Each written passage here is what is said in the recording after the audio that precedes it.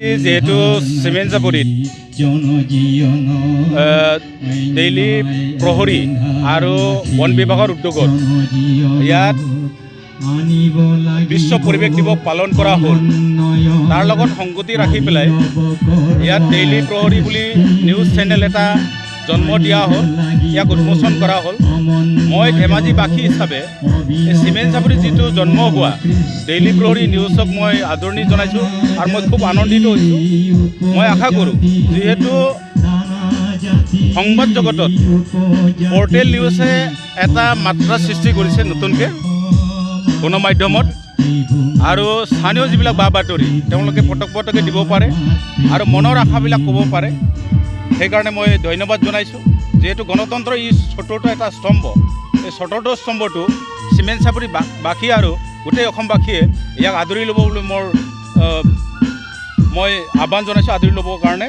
আৰু লগতে যিহেতু গণতন্ত্ৰৰ চতুৰ্থ স্তম্ভ সংবাদ জগতক বুলি কোৱা হয়, প্ৰথমটো হ'ল বিধানমণ্ডল, দ্বিতীয়টো হ'ল কাৰ্যপালিকা, তৃতীয় স্তম্ভটো হ'ল ন্যায়পালিকা, চতুৰ্থ স্তম্ভটো হ'ল সংবাদ জগত। এই চাৰিটা স্তম্ভটো ভালকৈ যদি চলে তেতিয়াহে গণতন্ত্ৰ বুলি দীৰ্ঘায়ু হয়। সেইকাৰণে মই এই ডেইলি প্ৰহৰী যিটো নিউজ তাৰ দীৰ্ঘায়ু কামনা কৰিছোঁ। আচলতে প্ৰতিটো সংবাদ সংস্থাই জনসাধাৰণৰ কল্যাণৰ কাৰণে কাম কৰে। গতিকে নিউজ প্ৰহৰী, ডেইলি প্ৰহৰী যিটো নতুনকৈ ইয়াত সংযোজন কৰা হৈছে, ইয়াৰ জৰিয়তে আমি আমাৰ এই অঞ্চলৰ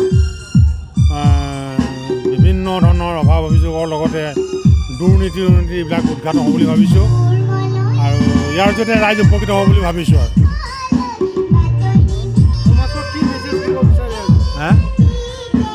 আজি এনভাইৰনমেণ্ট ডেত আপুনি আলহী হিচাপে আহি কি মেছেজ দিব বিচাৰে? আজি এই বিশ্ব পাৰিপাৰ্শ্বিক দিৱসৰ দিনা এই নতুন চেনেলটোৰ জৰিয়তে মই অসমৰ জনসাধাৰণ লগতে চৰকাৰলৈ অনুৰোধ জনাম যে এই চেনেলবিলাকৰ জৰিয়তে যাতে বিভিন্ন উন্নয়নমূলক কাম খুব ভালদৰে সমাধা হয়, তাকে কামনা কৰিলোঁ। আমি জানিব পাৰোঁ যে বন বিষয়াসকলক সঠিকভাৱে সা সঁজুলি নাই, তাৰ কাৰণে কিছুমান বন ৰক্ষা দিবলৈ নোৱাৰা আমি গম পাইছোঁ। ইয়াৰ বিষয়ে আপুনি চৰকাৰক কি ক'ব?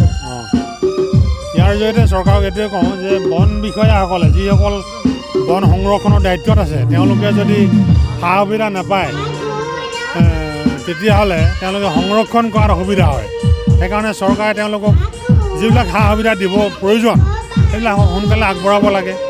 আৰু বনবিলাক যদি সংৰক্ষণ নহয় তেনেহ'লে এইবিলাক পাৰিপাৰ্শ্বিকতা দিৱস পাতি কোনো লাভ নহ'ব। গতিকে চৰকাৰে এই ক্ষেত্ৰত আগভাগ ল'ব।